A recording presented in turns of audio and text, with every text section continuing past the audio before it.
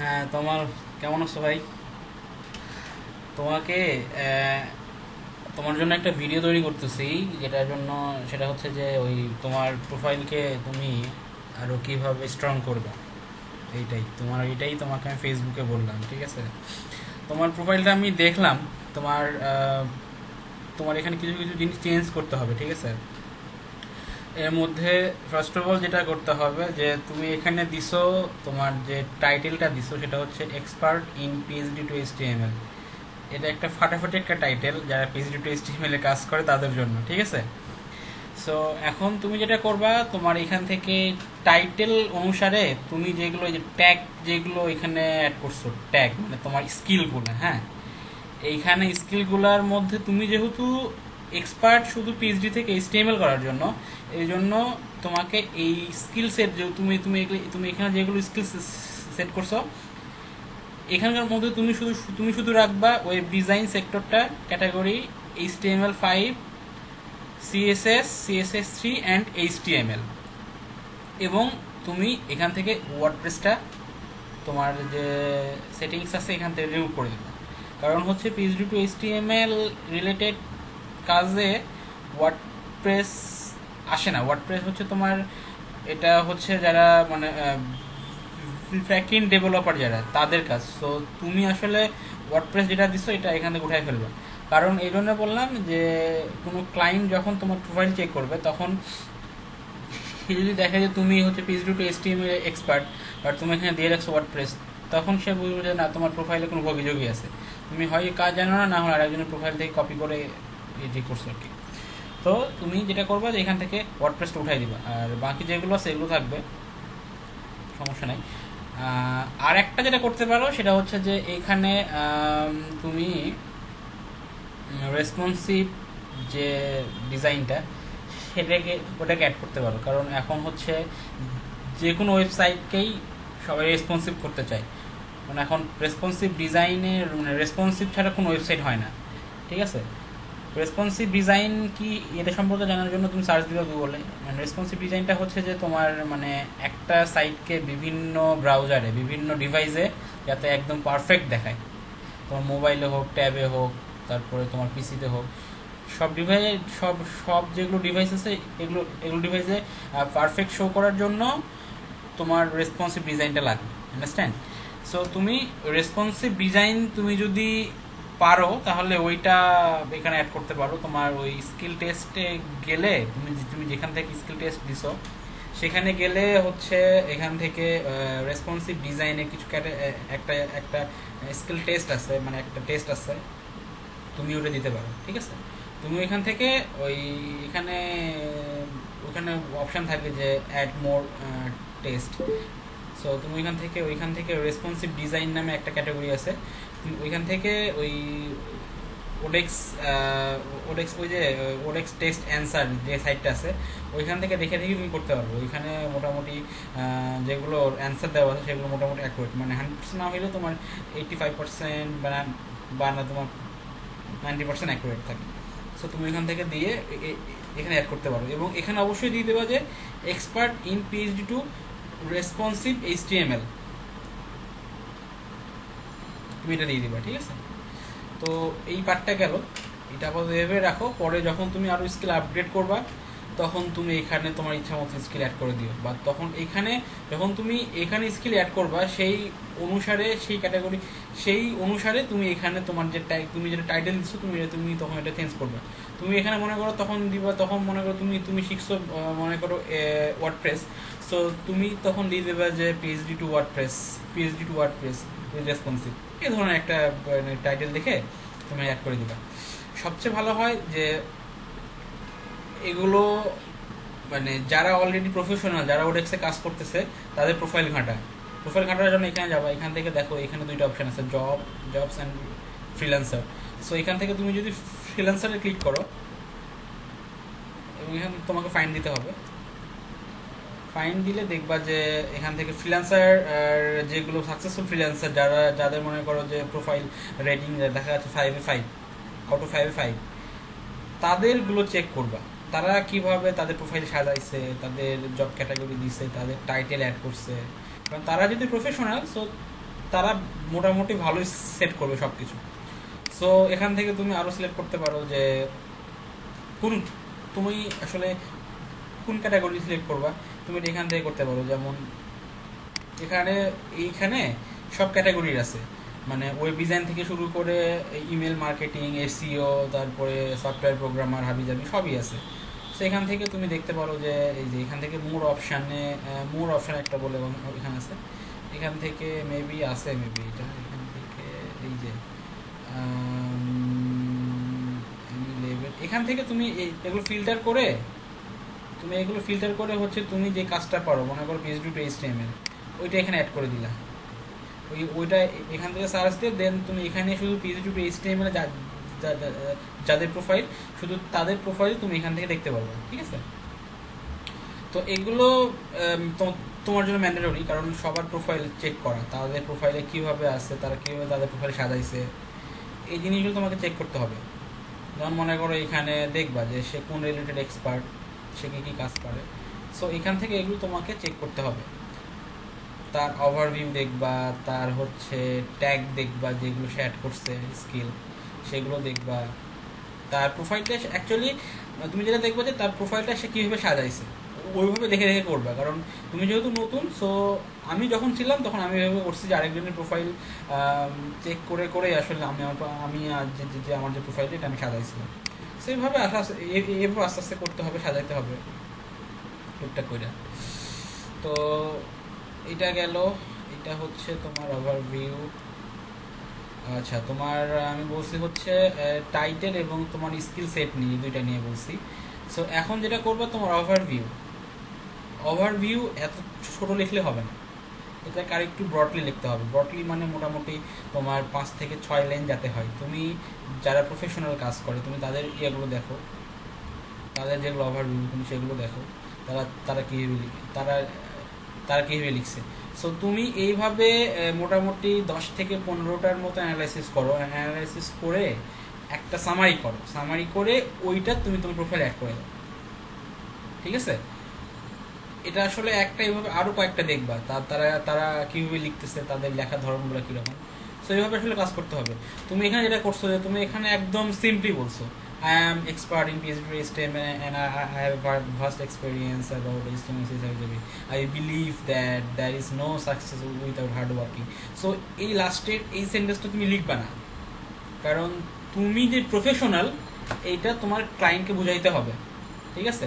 So client যখন দেখবে যে এই ধরনের কোনো সেন্টেন্স তুমি লিখছো, তখন কিন্তু ক্লায়েন্ট আসলে বুঝতে পারবে যে না, আসলে তুমি এই ধরনের কাজে তেমন একটা বেশি প্রফেশনাল না, তুমি আসলে নতুন আসতে হবে যে বেশি। সো তোমার ওভারভিউ যাতে লুকটা যাতে একদম প্রফেশনাল হয় সেদিকে তোমাকে খেয়াল রাখতে হবে, এবং ওগুলোর সেন্টেন্সগুলো তোমাকে সেভাবে লিখতে হবে। এই জন্য তোমাকে যেটা করতে হবে যে অন্যের প্রোফাইল ঘাঁটা, তারা কীভাবে লিখছে, তাদের লেখাগুলোর ধরন কীরকম, তারা কী কী লিখছে।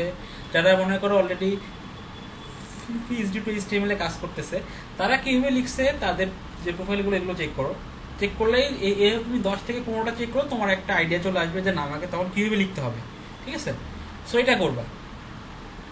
তো এটা 11 একটা পার্ট।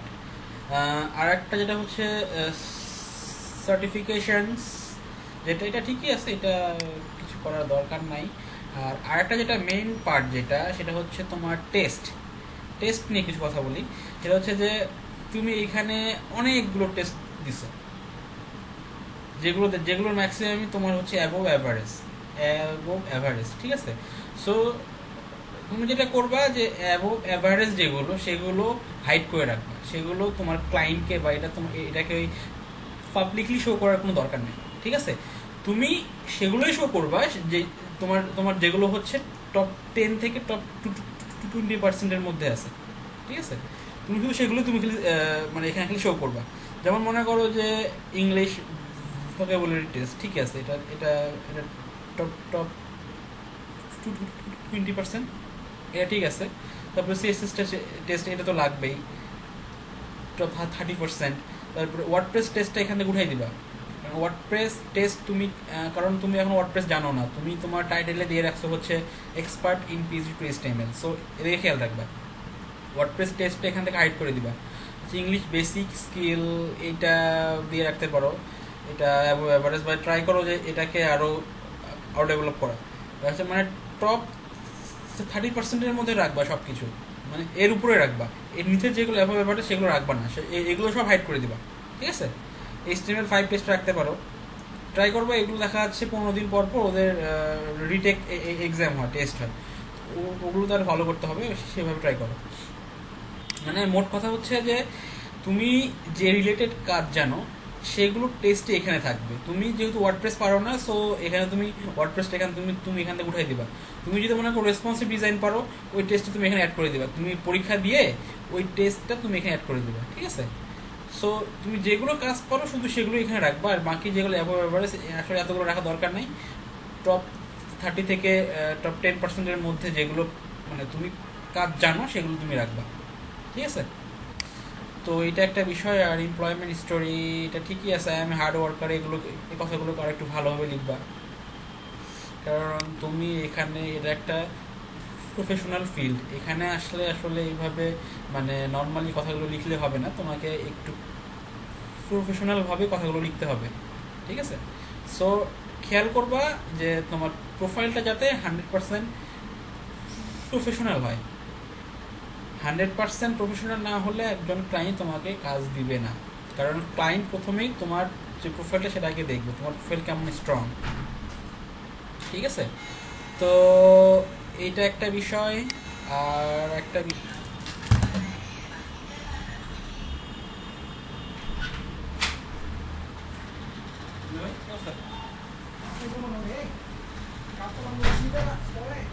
হ্যাঁ 45/5 একটা বাড়ি আছে না 5 তলা, ওইটার আগে যে 3 তলা একটা বিল্ডিং আছে না, নিচে চালার আর একটা আছে, টোটাল 4 তলা।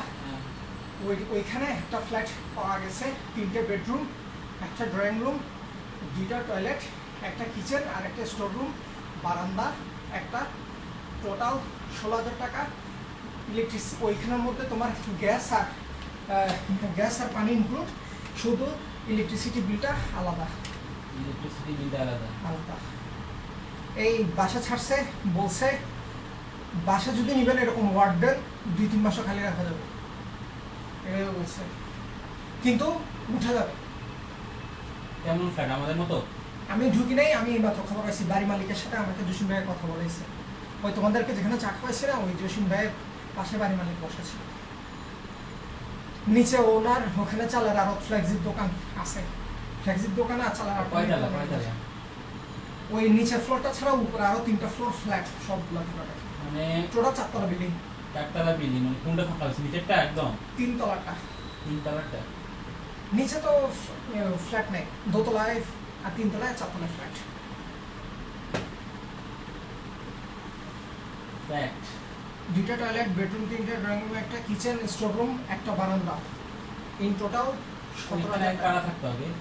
ওখানে আগে একটা ফ্যামিলি থাকতো, তো এখন জসিম ভাই যেহেতু বলছে সেহেতু উনি চোখ বন্ধ করে দিয়ে দিতে গেছেন।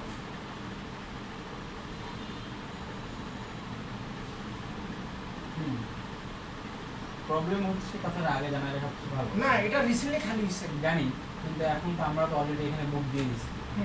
আর প্রবলেম হচ্ছে যে পারবো না আগে না, জসিম ভাই তো সব দিকে খবর লাগা রাখছিল, মানে মোট কথা ওনার পরিচিত বাড়ির মালিক থেকে আরম্ভ করে এই যে আমাদেরকে ধরেছে সে টাকা তোলে, হ্যাঁ, সে তো সুইপাররা ওখানে কাজ করে, ও দিয়ে টাকা তোলে, ওরাও পর্যন্ত বলছে, উনি তো কাউকে বাদ রাখে নাই। এখন হঠাৎ করে এটা খালি হয়েছে, উনি আমাকে সাথে সাথে ইনফর্ম করছে। ভাই যদি এইরকম এরকম কোয়ালিটি রুম হয় তাহলে তুমি চাইলে এখনই দেখতে পারো, বাড়ির মালিককে বললে এখনই দেখো। এখন যাবো না। যদি এরকম কোয়ালিটি রুম হয় তাহলে ওই যে সেদিন আপনাদের যাদের সাথে পরিচয় হয়েছিলাম, ওরা যদি এরকম রুম হয় তাহলে ওটা থাকবে। ওরা তো এখনো নেয় না ফ্ল্যাট, না, ওরা এখনো নেয় না। সো আমি তার অনেক সময় কথা বলতে পারি, তার আগে আপনার যদি আপনার একটা লিস্ট করলে ভালো হয়, আগে আপনি গিয়ে রুমটা দেখে আসেন, রুম কি ওই আগের মতো রুম, যদি এরকম রুম হচ্ছে তো তার মতো থাকবেন। তাহলে আমি কালকে গিয়ে দেখে আসি। আপনি তাহলে কালকে গিয়ে দেখে আসেন, তো এর মধ্যে আমি ওকে বলবো, ঠিক আছে, সমস্যা নেই। ওকে, ঠিক আছে। না, এখন আসে নাই। রাফি যদি আজকে না থাকে আজকে থাকবেন না চিন্তা করছি। ভাই থাকবে মনে হয় আজকে, আমি জানি না এখন। তো তোমার যেটা বলতেছিলাম যে ওই তুমি তো আসলে ওই যে মানে কি বললাম ভুলে গেলাম। ও মানে তুমি যেটা করতে পারো সেটা হচ্ছে যে তোমার প্রোফাইলটাকে তুমি মানে আরেকজনের দেখে তুমি তোমার তোমার যে প্রোফাইলটা তুমি এটা সাজাবো, ঠিক আছে? এটাই তোমার জন্য এখন বেস্ট ওয়ে। আর ওরেক্স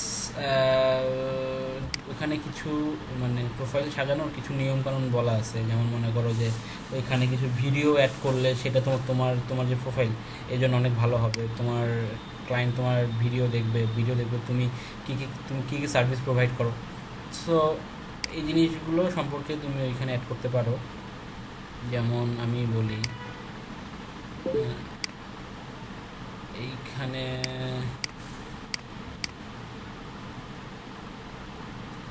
তুমি যেটা দেখবা সেটা হচ্ছে, আচ্ছা দাঁড়াও, এইখানে এডিট মাই প্রোফাইলে যদি আমি যাই তাহলে এইখান থেকে দেখো, এখান থেকে কিছু টেস্ট এই যে এখানে কিছু অ্যাড এ ভিডিও। সো এই ধরনের তুমি এই ভিডিওগুলো দেখবা, দেখে তারপরে যদি পারো দেন এইখানে এই ধরনের তুমি তোমার তোমার নিজের ভয়েসে হোক, অন্য কারো ভয়েস থেকে ভয়েস রেকর্ড করে হোক, তুমি তোমার একটা ওভারভিউ দিবা এখানে যে আমি এই কাজ পারি হাবি যাবি। এই ভিডিওগুলো দেখলে তোমার ক্লিয়ার হয়ে যাবে এটা কীভাবে তারা করছে আর কি। সো এভাবে করো আর আপ টু ডেট থাকো, রেগুলার প্রোফাইল অন্যের প্রোফাইল রেগুলার চেক করো। আর এখানে একটা কথা তো ভুলে গেছি যে মানে এখানে তুমি যেগুলো স্পেলিং তুমি যেগুলো লিখবা সেইগুলোর যাতে বানান যাতে একদম 100% হয়, বানান যাতে ভুল না হয়। কারণ প্রফেশনাল জায়গায় এখানে যদি বানান ভুল হয় তাহলে ক্লায়েন্ট বুঝবে যে তুমি হচ্ছে আনপ্রফেশনাল, ঠিক আছে? তো বানান ভুল করা যাবে না কোনোভাবেই। আর যেটা হচ্ছে যে প্রোফাইলকে মানে আমি যেভাবে বললাম সেইভাবে মানে ট্রাই করো, সেইভাবে প্রোফাইলকে তৈরি করো। আর যদি কোনো নেক্সট টাইমে যদি কোনো আবার ঝামেলা হয় দেন